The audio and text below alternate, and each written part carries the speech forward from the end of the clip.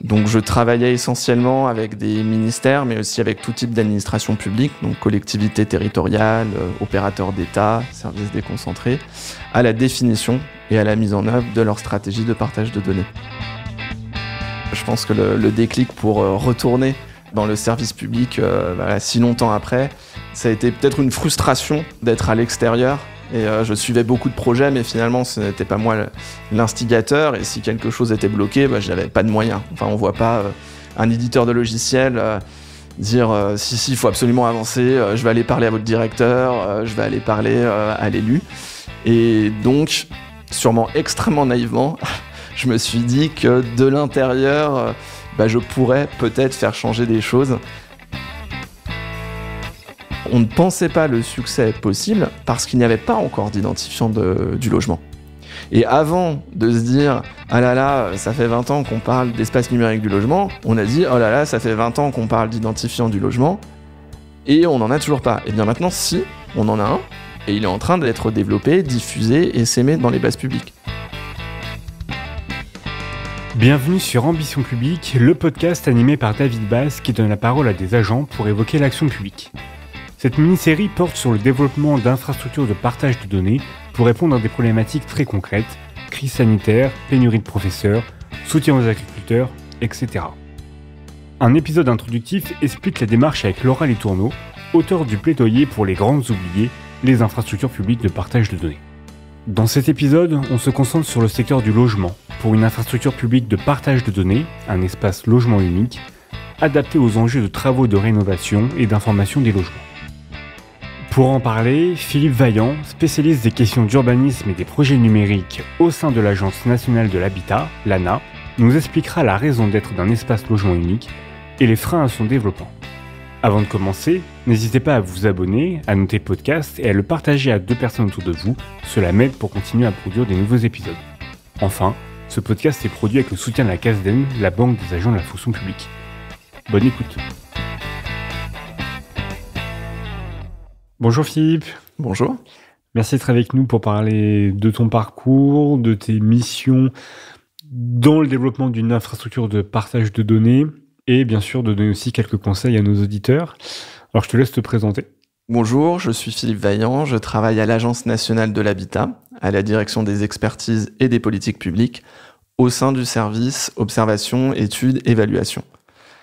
Donc, je suis né en 1990 et j'ai étudié à Sciences Po Paris, donc de 2007 à 2012, d'abord dans un double cursus entre Sciences Po et Paris 6, donc en sciences et en sciences sociales, c'est-à-dire que j'ai une double formation mathématiques et sciences politiques.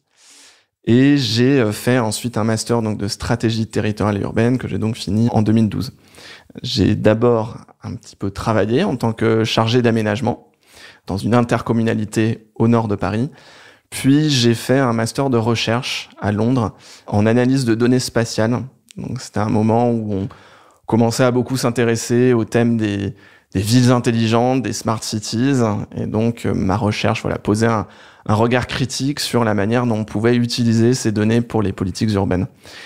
Ensuite, en fait, toute ma vie professionnelle, elle a tourné autour de justement l'apport et les limites de l'analyse des données dans la conduite et l'évaluation des politiques publiques et en particulier des politiques urbaines. Donc même si en fait j'ai eu des postes assez variés, que j'ai pu osciller justement entre structures privées et publiques, ça a vraiment été le fil rouge, l'analyse des données dans les politiques urbaines.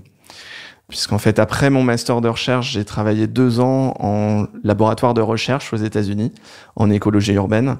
Donc je m'intéressais à 2 sujets en particulier, le rapport entre formes urbaines et émissions de gaz à effet de serre, et sur l'impact des nouvelles technologies sur le rythme de la ville. Et donc tenter de définir ce qu'était justement un rythme urbain, et surtout se poser la question de quel était le rythme urbain souhaitable, et est-ce que finalement certaines nouvelles technologies n'apportaient pas finalement une détérioration de notre expérience de la vie urbaine. Et je pense que c'est important de dire que justement il y a beaucoup de regards critiques sur les nouvelles technologies quand on travaille là-dessus, parce qu'en fait, quand on est sur le numérique, dans les politiques publiques, on a tendance à être vu comme le geek de l'administration qui sera très techno-solutionniste, alors qu'en fait, la plupart des gens qui travaillent sur les politiques numériques, ils s'y intéressent parce qu'ils savent justement le mal aussi que ça peut créer. Et donc, on est extrêmement intéressé par la dimension éthique de ces politiques numériques.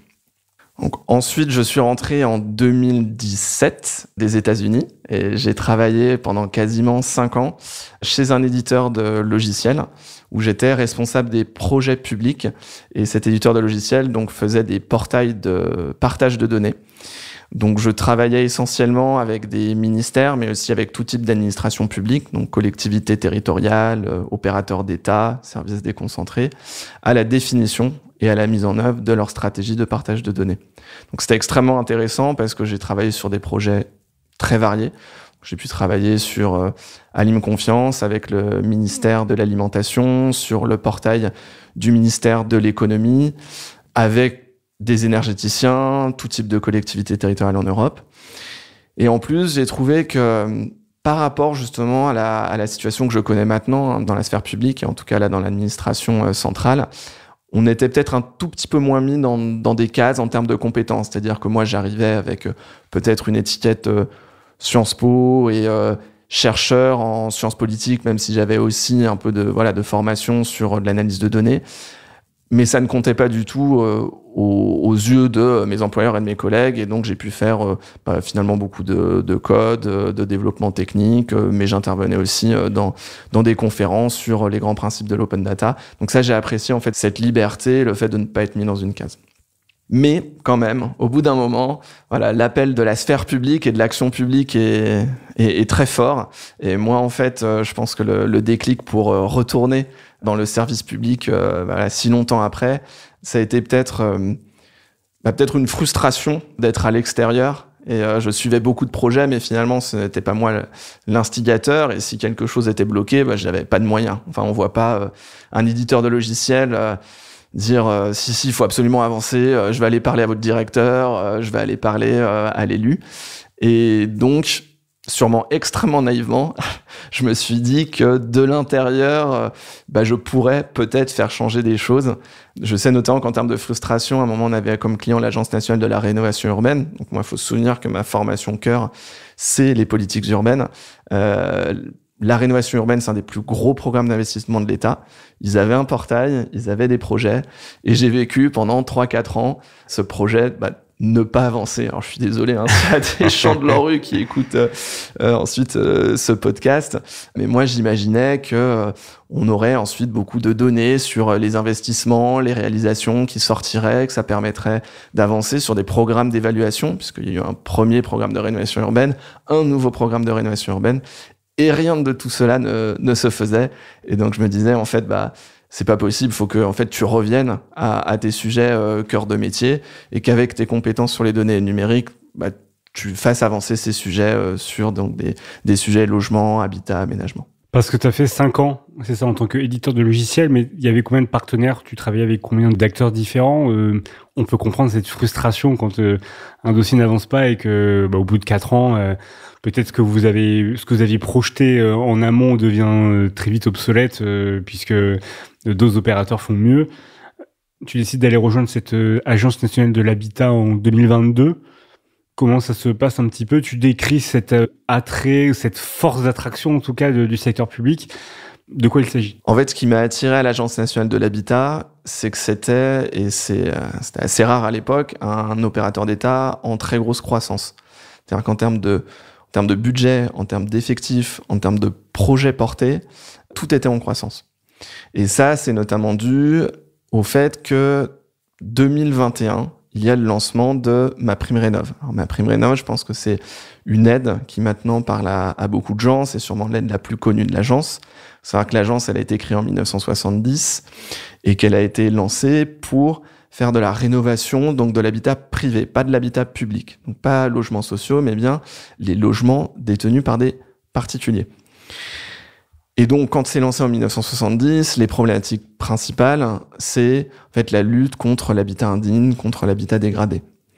Ce qui a beaucoup changé, c'est que dans les nouvelles aides, donc MaPrimeRénov' en 2021, mais aussi MaPrimeAdapt' comme en 2024, on s'est adapté aussi aux problématiques d'aujourd'hui. Les problématiques, c'est la transition écologique, la transition démographique. Et donc, il y a énormément de budget pour la transition écologique, pour plein de raisons dont on parlera sans doute après, et qui justifient l'infrastructure de partage de données dont je vais vous parler. Mais moi, c'est ça qui m'a motivé, c'est ce gros challenge, parce qu'on ne pourra réussir la transition écologique que si on parvient à réussir la rénovation de l'habitat privé. Mais donc, est-ce que c'était naturel pour toi de rejoindre le secteur public, certes en tant que contractuel, mais parce que au regard de ton parcours, donc tu étais sur les politiques publiques urbaines, mais plutôt chercheur, plutôt extérieur, dans l'analyse, dans la critique aussi. Aujourd'hui, tu as basculé sur le terrain, sur l'opérationnalité, dans l'action. C'est plus le domaine d'intervention qui t'intéresse ou tout simplement l'action publique avec un grand A, et donc peut-être que dans 5-10 ans, tu te verrais travailler sur la politique du sport, sur la politique culturelle, ou vraiment c'est plutôt ta marque de fabrique, le secteur de l'aménagement urbain. Parce qu'après, tu nous as dit que tu avais fait du code, donc tu as l'air quand même assez curieux. Comment tu te positionnes ? Alors, je pense que moi, j'aimerais vraiment rester sur les politiques sectorielles de la ville, mais après, il y en a tellement, donc je pense que j'aurais quand même beaucoup de choix entre l'aménagement, le transport, j'avais commencé par le transport, le logement. Donc ça, c'est vraiment le secteur qui m'intéresse. Je pense que j'ai fait ce saut vers donc l'action publique et que je ne reviendrai pas dans le privé parce que justement, j'ai mis 5 ans à regarder tout ce qui se passait, encore une fois, en collectivité territoriale, en administration déconcentrée, en administration centrale. Donc, pour moi, ça a été un apprentissage accéléré des différentes manières de faire. Et en fait, quand je suis arrivé à l'Agence nationale de l'habitat, j'étais pas censé travailler trop sur des questions de données, ni complètement, essentiellement sur des questions de numérique. Mais je me suis rendu compte que j'avais développé une compétence, justement, en étant prestataire pour l'État dans ces sujets, qui était extrêmement intéressante pour l'agence, parce que je savais ce que ça voulait dire d'être piloté et comment, du coup, on pilotait bien. Et ça, c'est peut-être quelque chose qui manquait un petit peu à l'époque à l'agence. Depuis, elle s'est beaucoup développée, elle a beaucoup internalisé ses compétences de pilotage numérique. Mais on sait qu'on a de gros problèmes d'embauche dans le secteur public sur les métiers du numérique. Donc là aussi, c'est en train de s'améliorer parce qu'il y a des grilles de salaire aussi qui ont été revues. Mais voilà, on faisait du pilotage de projets numériques, mais sans avoir complètement les compétences numériques soi-même. Donc on se disait, ok, je fais appel à un prestataire qui sait coder, si on le dit vraiment très prosaïquement, mais on n'avait pas, nous, les compétences pour piloter. Et donc de plus en plus, je pense que des profils comme le mien et d'autres personnes qui ont été embauchées, c'est pour faire finalement ce trait d'union entre deux profils un peu caricaturaux qui étaient le métier qui, quand on lui parle de data, va dire « Oulala, qu'est-ce que c'est que ça ? C'est hyper technique, c'est hyper compliqué, veut pas du tout aller parler à la DSI. » Et une DSI, j'ai envie de dire, entre guillemets, vieille école. La direction de la... Oui, pardon, la direction donc des services informatiques. Et donc, une direction des services informatiques un peu vieille école qui va se dire c'est moi qui ai toute la connaissance, j'ai pas besoin d'aller parler à mon métier, je connais les solutions, donc on n'a pas besoin de ce dialogue. Et donc là, fort de ton expérience de prestataire auparavant, tu peux contribuer à ce que tu as appelé le bon pilotage, puisque tu l'as vu en creux quand tu étais prestataire. Exactement. Très bien, et on va pouvoir basculer sur la partie 2, sur l'infrastructure de partage de données, où tu y contribues au sein de l'ANA.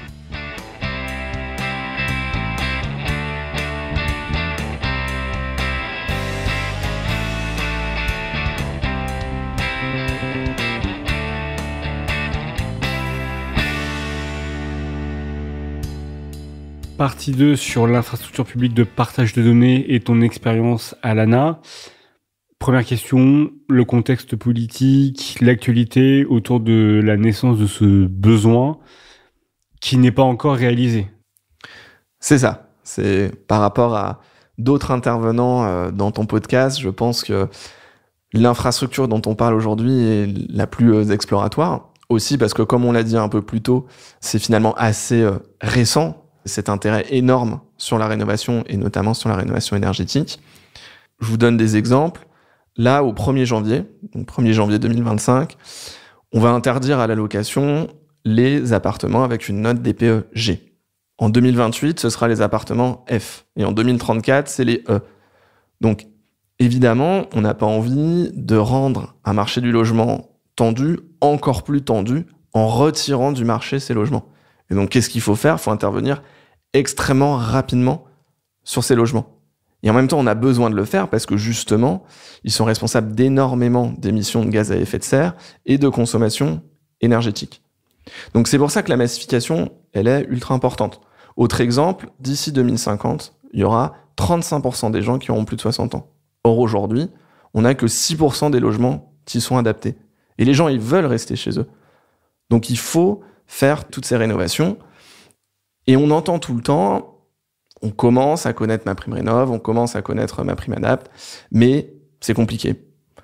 C'est lourd. C'est trop cher. J'ai pas envie d'avoir des chantiers dans mon appartement pendant des mois. Donc en fait, le processus de rénovation, il est extrêmement lourd, il est extrêmement complexe, pas seulement donc administrativement, pas seulement financièrement, mais juste comme expérience de vie. Et donc nous, notre responsabilité, c'est de rendre ça le plus simple et même en fait le plus désirable possible. On le sait, on fera pas la transition écologique sous la contrainte et en plus en réduisant les ressources de ménages qui sont souvent modestes ou très modestes. Donc, on se pose la question de comment on facilite ça, comment on fait mieux les choses. Et c'est notamment une question qu'on s'est posée donc, dans le cadre de France Nation Verte en 2023. Et Laura Letourneau, donc, elle a orchestré toutes ces réflexions sur le chantier données numériques de France Nation Verte. Et moi, j'étais copilote d'une réflexion sur justement le parcours numérique du citoyen. Donc on a mis toutes les briques au cours du parcours. Donc, comment est-ce que je me renseigne, comment est-ce que j'ai un conseil, comment je suis accompagné, comment je récupère des aides, comment ensuite je prends en main mon logement pour moins consommer, comment est-ce que je l'entretiens pour qu'au cours de sa vie, je continue à moins dépenser et à moins émettre. Et en fait, on se rendait compte, certains le savaient, qui participaient, parce que y a des gens, ça fait une dizaine d'années qui planchent sur ces sujets, que les solutions, globalement, en plus, on les connaissait. C'est-à-dire depuis 2021, ou depuis un rapport qui avait fait beaucoup parler, le rapport Sichel, on savait qu'il fallait faire un parcours, comme on dit, sans couture, un parcours avec du « dites-le nous une fois », un parcours qui intégrait les différentes étapes et surtout qui faisait des liens entre les différents professionnels. Mais au cours des échanges sur France Nation Verte, on a vu que finalement, on avait beaucoup développé de nouveaux services, mais on n'avait pas fait des liens entre ces services. On avait créé des nouveaux applicatifs, une nouvelle plateforme, France Rénov', pour avoir de l'information, une nouvelle plateforme de dépôt, MaPrimeRénov', où on pouvait donc aller déposer son dossier et que celui-ci soit inscrit rapidement. On avait fait des nouveaux observatoires, on avait diffusé des nouvelles données sur le DPE et les audits.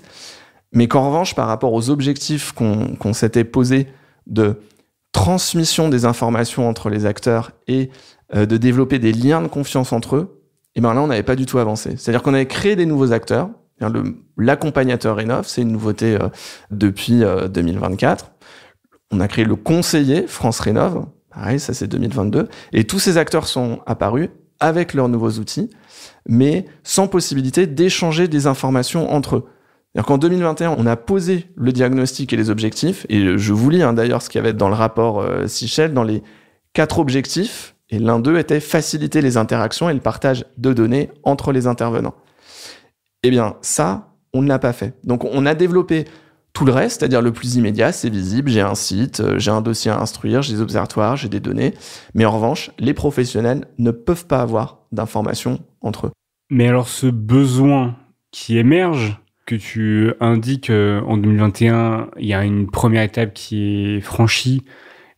On souhaite aller très loin, on souhaite rénover effectivement le bâtiment.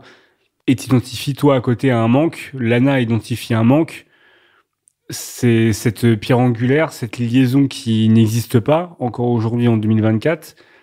Comment ça se matérialise d'un point de vue des pratiquants, des professionnels? Est-ce que ce sont des lobbyistes du bâtiment, de syndicats de copropriété qui viennent, qui font des pétitions, qui disent « Ok, vous nous mettez des obligations pour les appartements qu'on pourra louer en 2025-2028, mais vous ne nous accompagnez pas ?»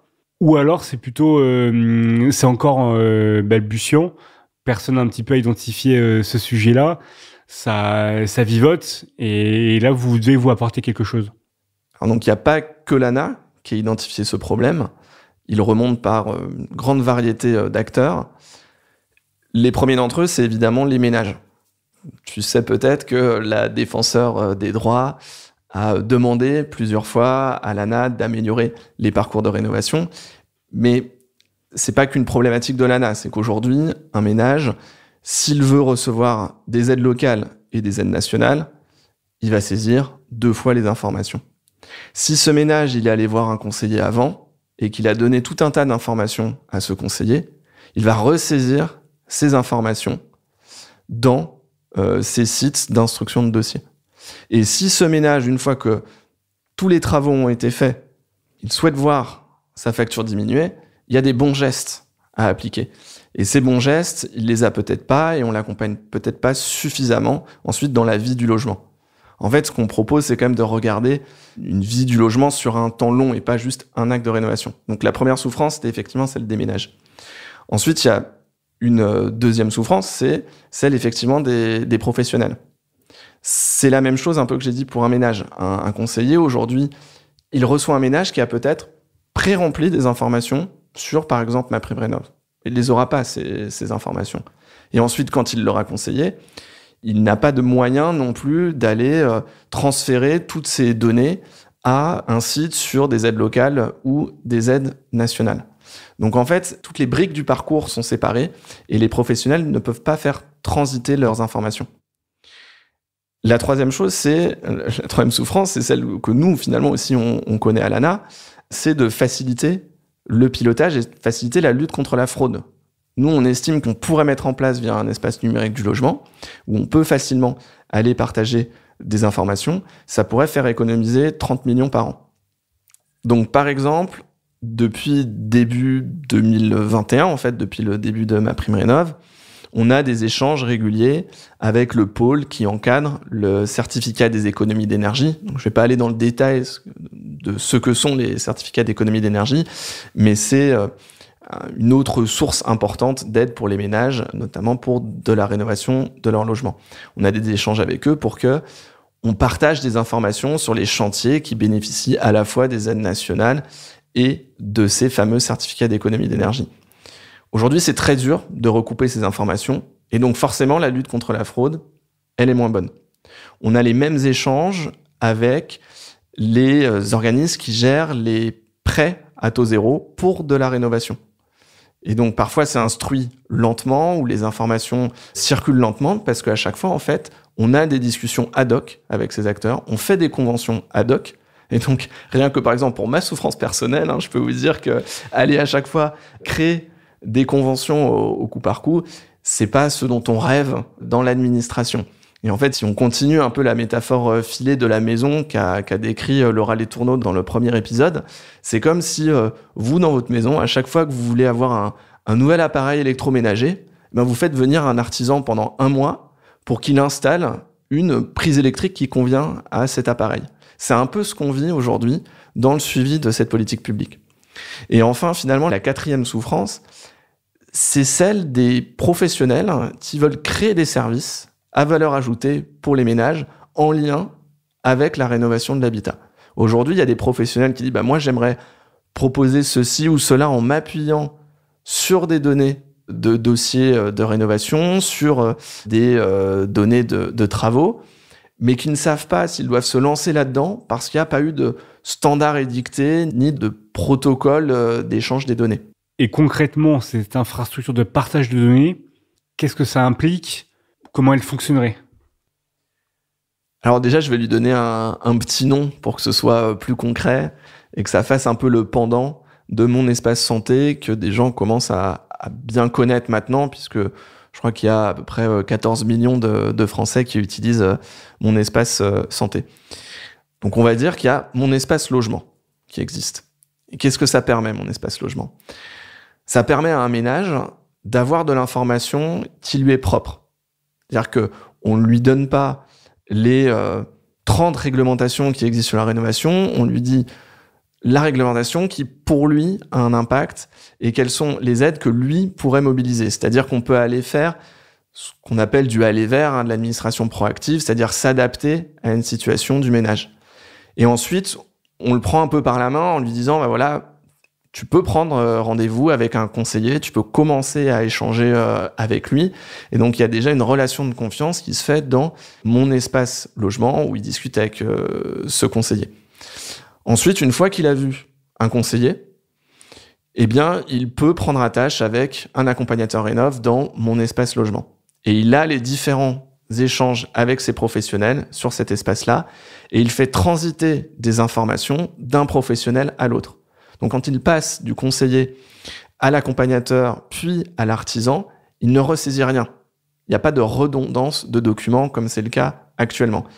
Et donc, il va choisir qui a droit de lecture, qui a droit d'écriture, et il peut mener sereinement l'ensemble de son parcours de rénovation. Et à la fin de son parcours de rénovation, il continue à avoir des conseils sur l'entretien, il continue peut-être à avoir des rappels sur une nouvelle étape de rénovation qu'il pourrait faire, si en fait des rénovations en plusieurs temps faisaient sens pour lui, encore une fois, soit pour des raisons financières, soit pour des raisons de « je n'ai pas envie d'être dans un chantier pendant une durée extrêmement longue ». Et il peut choisir de relier aussi ses données de consommation pour voir quels sont les effets réels. Donc ça, c'est pour le ménage. Mais mon espace logement, on le voit, il facilite aussi énormément les choses pour le professionnel. Le conseiller, l'accompagnateur que j'ai cité, ils font transiter des informations entre eux, ils font transiter aussi des informations avec les collectivités qui géreraient des aides locales ou avec l'Agence nationale de l'habitat qui gérerait des aides nationales. Et pour la personne publique, les avantages ? Pour la personne publique, les avantages, ils sont énormes parce qu'on a un devoir d'évaluer cette politique. Je rappelle que sur 2023, l'Agence nationale de l'habitat, ça a financé la rénovation de plus de 600 000 logements pour un budget de plus de 3 milliards. Donc on a ce devoir d'évaluation. Et aujourd'hui, sur certains aspects, c'est un peu compliqué, notamment pour l'efficacité de la baisse de la consommation effective des logements.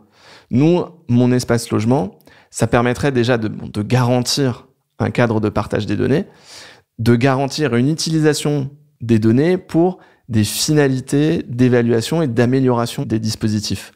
Et donc nous, c'est ce qu'on souhaite promettre via mon espace logement, c'est à la fois une plus grande simplicité pour les ménages, les professionnels et un lien de confiance entre eux, mais aussi une capacité pour l'agence qui gère ces aides d'améliorer sans cesse ces dispositifs.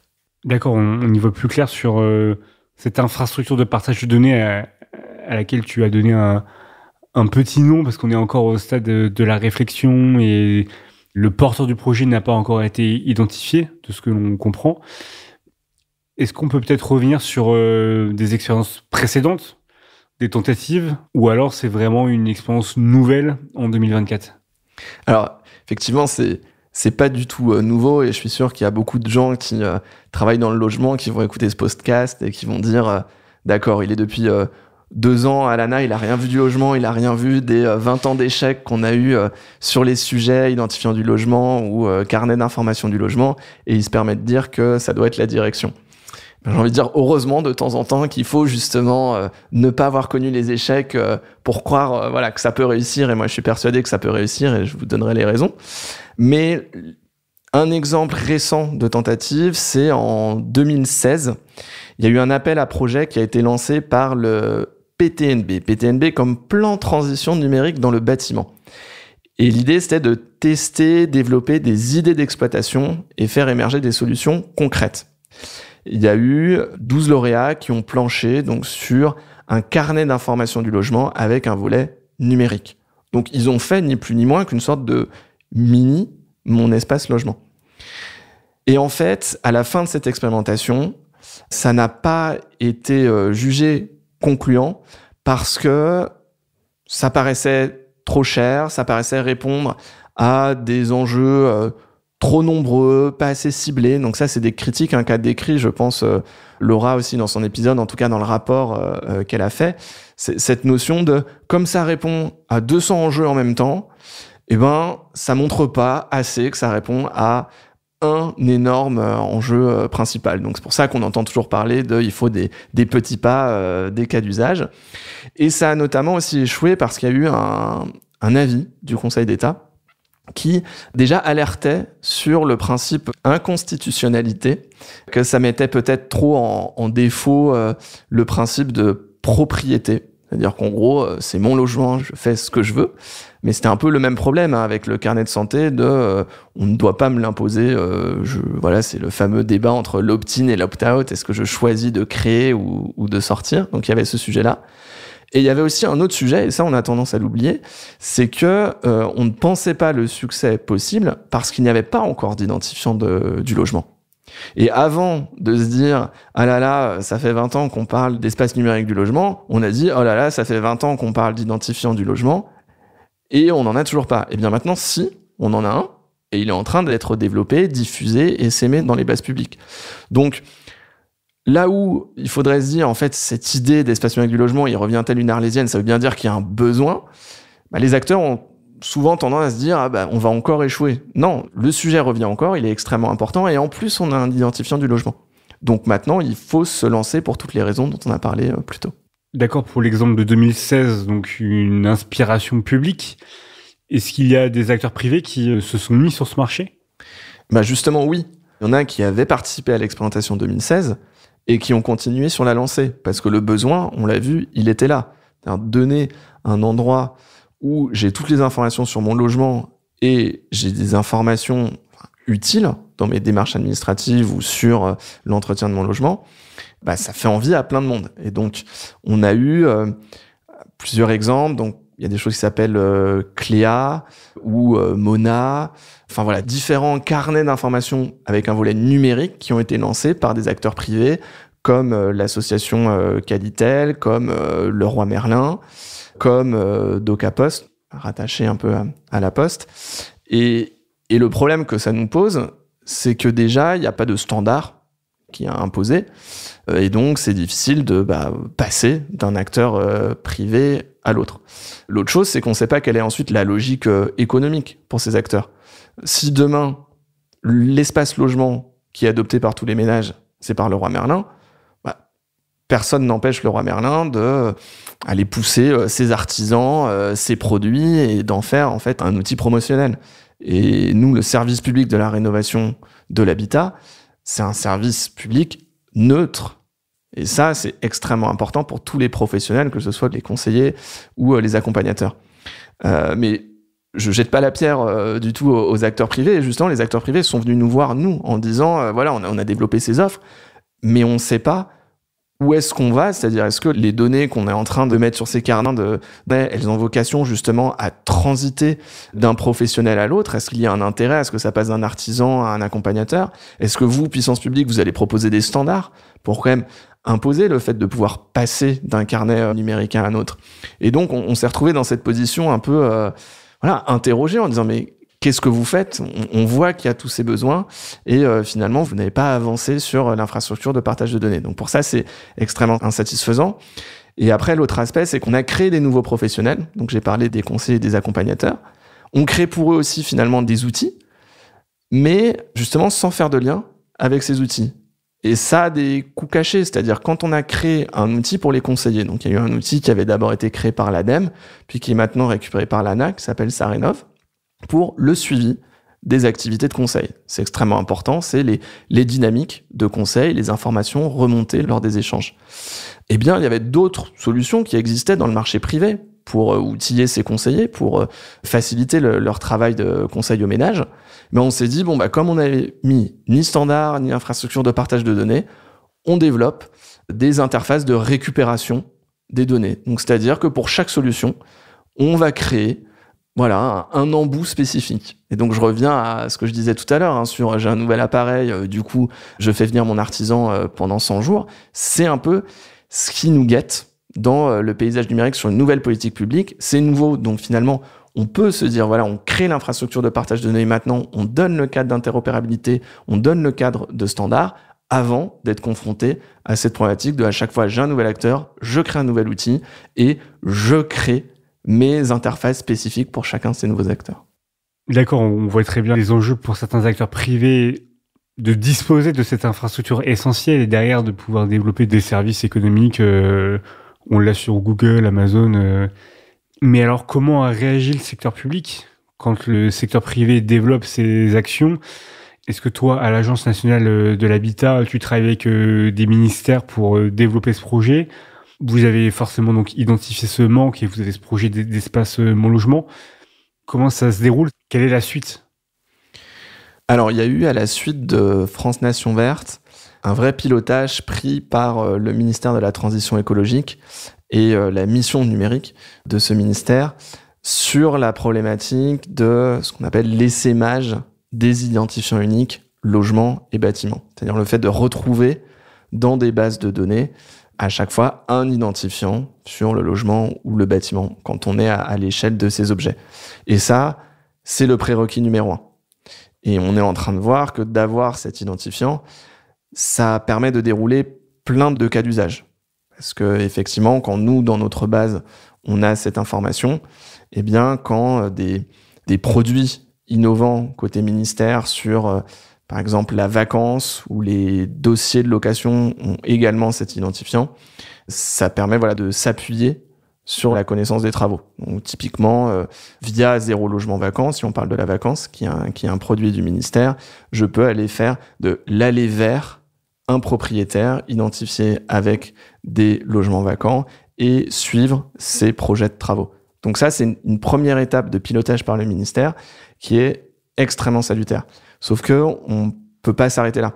On l'a vu, c'est pas qu'une histoire de standards et d'interopérabilité, c'est avoir un espace aussi où des professionnels viennent se connecter pour de l'écriture et de la lecture. Et donc l'étape suivante côté ministère, c'est de se positionner aussi sur cette infrastructure. Donc on comprend qu'on y aille par étapes. Comme je l'ai dit, c'était un prérequis.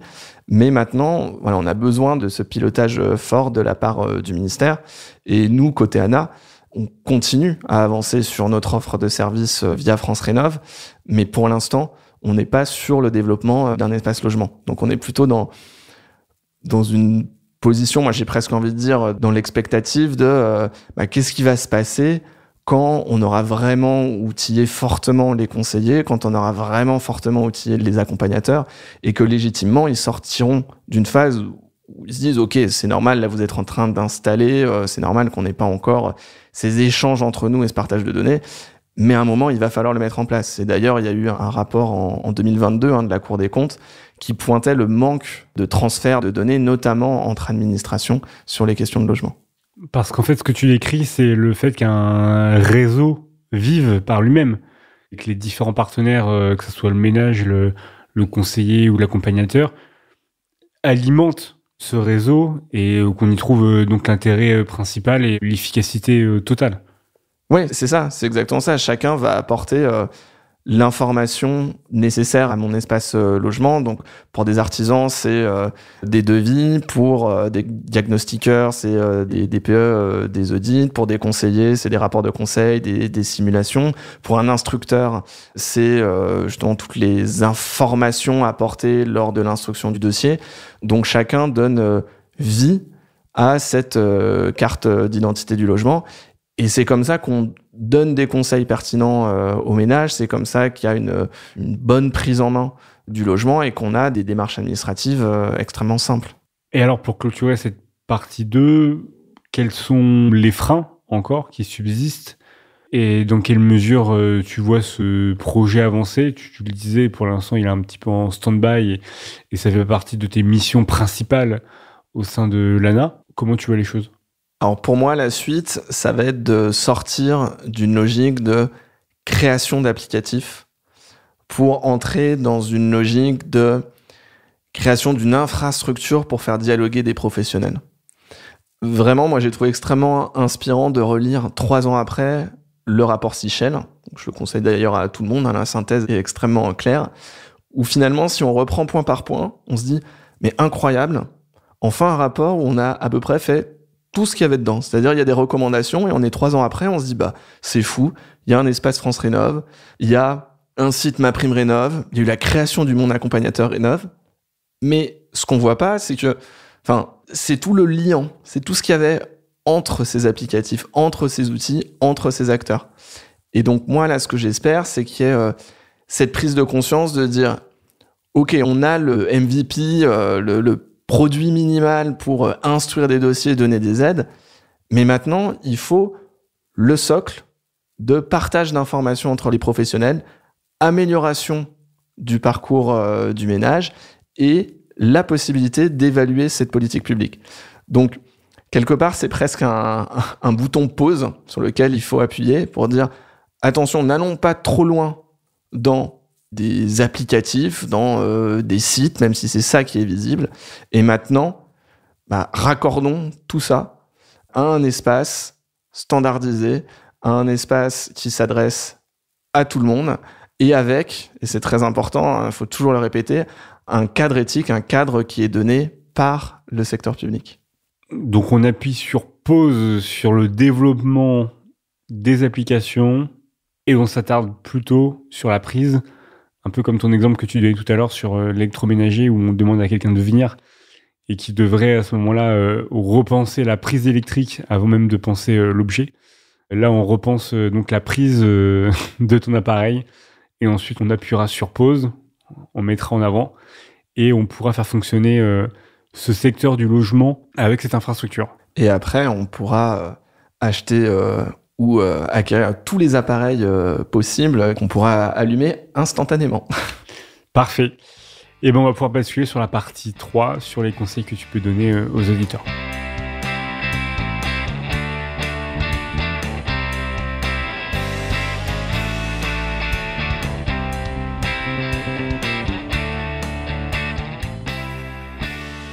Partie 3 sur les conseils. Une question classique que je pose toujours sur mes épisodes portraits, et ce sera d'autant plus intéressant que tu es contractuel et donc peut-être un regard un peu neuf. Un objet, une œuvre d'art, un livre, un film qui est signifiant pour toi et qui représente un petit peu ton travail au sein de l'ANA derrière ce projet d'infrastructure. Alors, moi je vais aller sur un livre. Alors je vais pas être sur le numérique ni les politiques numériques, justement. J'essaye plutôt de, quand je suis en dehors du travail, m'ouvrir les horizons. Et du coup, je vais parler d'un livre qui s'appelle Texaco de Patrick Chamoiseau. Alors c'est en lien avec les politiques urbaines quand même, parce que c'est l'arrivée d'un urbaniste dans un bidonville de la Martinique et qui, via des récits sur plusieurs générations, embrasse la complexité d'un lieu, et alors qu'il venait pour finalement raser un bidonville, se rend compte de l'harmonie qu'il peut y avoir aussi entre les personnes et se rend compte à quel point il faut être à l'écoute de toutes les strates historiques d'un endroit. Et en fait, c'est hyper inspirant parce que à chaque fois, c'est faire preuve d'humilité, quelle que soit sa fonction. Un urbaniste qui arrive, il peut se sentir expert, et en fait, il va écouter la personne qui a connu l'endroit, qu'il connaît mieux que lui. Donc, toujours se mettre dans une posture d'humilité. Puis c'est aussi inspirant parce que c'est une œuvre qui est un peu inspirée, qui est très largement inspirée d'une thèse, justement, en urbaniste, par Serge Letchimy. Et donc, la figure du personnage dans ce livre est un vrai fonctionnaire. Donc, quand le fonctionnaire inspire le grand écrivain, puisque ce bouquin a eu le prix Goncourt, c'est extrêmement positif. Donc, de là à dire que je rêve d'inspirer un auteur qui remporterait le prix Goncourt, je ne sais pas. Mais en tout cas, c'est une belle chose pour quelqu'un qui a travaillé dans l'action publique. Parfait, très bien. Tu nous as donné envie de le lire, je te l'assure. Deuxième question, peut-être sur cette partie 3, une situation à laquelle tu as dû faire face et où tu aurais aimé avoir un conseil en amont pour mieux gérer cette situation. Qu'est-ce que tu as pu vivre et que tu peux nous raconter de spécial ? Ouais, alors je pense que j'ai vécu une arrivée à l'agence où j'ai pu avoir le sentiment, justement, à beaucoup de moments, que ça se passait pas très bien, que ça avançait pas comme je voulais. Et je pense que mon problème, c'était d'imaginer que je mettrais en place immédiatement les grands projets qui changeraient tout. Et je ne portais pas suffisamment d'attention aux petites victoires qui sont peut-être petites à un instant T, mais qui pavent des plus grandes victoires. Et aujourd'hui, je m'en rends compte que quand on parle du temps long de l'action publique, c'est pas forcément que le projet qu'on imagine, là maintenant, va mettre extrêmement longtemps à naître, mais plutôt que des toutes petites choses qu'on met en œuvre c'est des prérequis à une un petit peu plus grande chose à 3 mois, une plus grande encore à 1 an et une énorme à 2 ans. Et donc voilà, ce que j'aurais aimé savoir, c'est de plus célébrer les petites victoires et m'appuyer sur elles pour produire de plus grandes choses au fur et à mesure. Mais attention, parce qu'après, on multiplie les pauses victoires, les célébrations, donc il faut quand même rester après focus sur le travail. Ah, c'est un risque à prendre. Très bien. Est-ce que tu as un mot de la fin, un dernier conseil que tu veux partager avec les auditeurs avant qu'on clôture cet épisode ? Ouais, moi, le dernier conseil, et je pense que c'est en lien un petit peu avec ce que j'ai dit sur Texaco, avec cette culture de l'humilité, c'est que, notamment dans l'administration centrale, on peut parfois être loin des ménages, loin des usagers, et que c'est important de toujours faire des petits pas de côté par rapport à nos réunions parfois stratosphériques, par rapport à nos co-strates. C'est égal, une petite anecdote où une fois j'étais dans le métro avec ma compagne et on discutait de nos journées respectives. Elle travaillait aussi en agence d'État. Et là, quelqu'un de but en blanc nous a dit « Mais c'est vraiment extrêmement chiant ce dont vous parlez. » et là, vraiment, en plus, on n'a eu aucune autre réaction que dire « Oui, c'est vrai, c'était pas très intéressant. » Donc, enfin voilà, il y a parfois des choses qui ne parlent pas à tout le monde. Et donc, moi, ce que je conseille, je reviens au conseil, c'est d'être à côté de ça, parfois dans le très concret, dans l'action associative, dans les problématiques de politique publique. Moi, je suis en fait bénévole en centre social. Je travaille en tant que... Donc, je travaille pas, je suis bénévole en tant qu'écrivain public. Et ça veut dire quoi ? Ça veut dire que je passe mon après-midi, donc mon samedi après-midi, à râler contre l'administration et donc à faire des dossiers de naturalisation, de demande de logement social, d'ALLO. Donc je me mets de l'autre côté, je fais un pas de côté et je comprends des expériences personnelles. Je comprends les gens qui, du coup, vont détester l'ANA sur un dossier de rénovation. Et je pense que c'est essentiel pour moi parce que déjà, je me sens extrêmement utile en quelques heures, là où parfois, dans une semaine en administration, on se remet beaucoup en question sur l'impact immédiat qu'on a. Et donc ça, c'est un équilibre que j'ai entre temps court, temps long, problématique des ménages et feuille de route à 10 ans. Et je le conseille à tout le monde qui bosse dans l'action publique d'avoir ces petits temps extrêmement ancrés. Merci pour ce conseil précieux, cette anecdote croustillante qui, je l'espère, sera fausse pour cet épisode d'aujourd'hui. Je pense que voilà, les auditeurs ont pris plaisir à t'écouter, à nous écouter discuter sur ce sujet. Et surtout parce que ça concerne effectivement des dossiers très concrets que chaque personne pourra peut-être avoir un plaisir un jour en tant que locataire ou propriétaire à être confronté à ces questions. Je te remercie Philippe pour cet épisode. Merci à toi David. Si vous avez aimé ce podcast, n'hésitez pas à le partager autour de vous, à le liker et à activer la cloche pour rester au courant des nouveaux épisodes. Vous pouvez retrouver d'autres épisodes sur les infrastructures publiques de partage de données dans le cadre de cette mini-série ou découvrir les portraits de nombreux invités agents publics au parcours varié. Aussi, vous pouvez retrouver plus d'informations sur les réseaux sociaux et me soutenir pour continuer à produire des épisodes en donnant sur la page Tipeee d'Ambition Publique. Toutes les informations sont dans la description. Enfin, surtout, n'oubliez pas, votre ambition pour la fonction publique ne fait que s'enrichir. Donc continuez à vous renseigner et je vous dis à bientôt pour un nouvel épisode.